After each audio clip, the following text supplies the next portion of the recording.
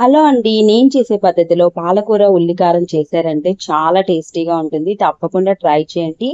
And video నచ్చితే తప్పకుండా like చేసి సబ్స్క్రైబ్ చేసుకోండి. ఇందులో 1 టీ స్పూన్ నెయ్యి వేశారంటే ఆహా అంటారు.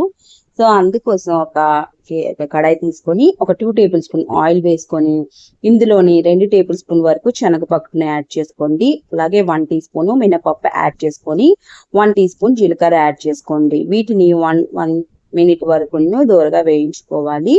సో ఇలా వేయించుకున్నాక 2 ఎండుమిర్చిని యాడ్ చేసుకోండి. నేను ఇక్కడ కారం తక్కువే వాడుతున్నాను.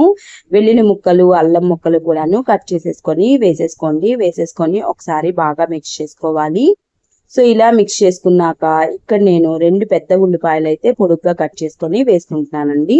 సో బిర్యానీలోకి ఇలాగే కట్ చేసుకుంటాం కదా. సో ఈ విధంగా కట్ చేసుకొని బాగా మగ్గించుకోవాలన్నమాట. బాగా కొద్దిగా వేగిపోవాలి. సో అంతవరకును వేయించేసుకోండి. మూత పెట్టుకుంటే చాలా త్వరగా అయిపోతుంది. సో అంతకులోగా ఇక్కడ పాలకూరనైతే ఒక పెద్ద కట్ట తీసుకున్నానండి. వీటిని బాగా శుభ్రం చేసేసి కడిగేసాను. సో వీటిని అయితే ముక్కలుగా కట్ చేసుకొని పక్కన పెట్టేసుకోవాలన్నమాట.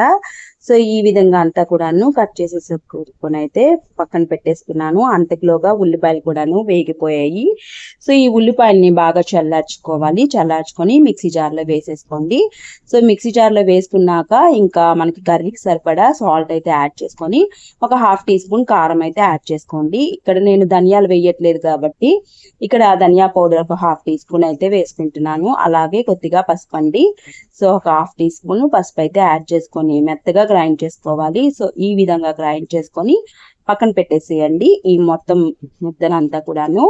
నెక్స్ట్ అదే కడాయిలోని ఇంకో 2 టేబుల్ స్పూన్ ఆయిల్ వేసుకోండి. ఇందులోనే తాలింపు కోసం ఇక్కడ మినపప్పు, శనగపప్పు, ఎండుమిర్చి, అలాగే జీలకర్ర, ఆవాలు వేసుకోండి. సో ఇవన్నీ యాడ్ చేసుకున్నాక ఒక నిమిషం పాటు వేయించుకోవాలన్నమాట. సో ఈ విధంగా వేయించుకున్నాక పాలకూర పెట్టుకున్నాం కదా, పక్కన కట్ చేసేసుకొని ఈ పాలకూర ఇందులో వేసేసి బాగా మిక్స్ చేసుకోండి. సో మిక్స్ చేస్తున్నప్పుడే మనకి కొద్దిగా ఉడికిపోతుందండి. ఒక 10% వరకు కుక్ అయిపోతుంది అనమాట. సో ఈ విధంగా కుక్ అయిపోయిన తర్వాత కొద్దిగే కదా, సో మూత పెట్టేసుకొని కాసేపు ఒక 10 నిమిషాలు కుక్ చేసుకుంటే దగ్గర పడిపోతుంది. సో ఇప్పుడు మసాలా ముద్దనంతా కూడాను యాడ్ చేసేసుకోండి. సో ఇలా యాడ్ చేసేసుకొని బాగా మిక్స్ చేసేసుకోండి ఒకసారి. చాలా త్వరగా అయిపోతుంది, చాలా క్విక్గా కూడా అయిపోతుంది, చాలా టేస్టీగా ఉంటుంది. తప్పకుండా ట్రై చేయండి. ఇంకా పాలకూర కర్రీ చాలానే చేశాను, తప్పకుండా మన ఛానల్లో చూసేయండి.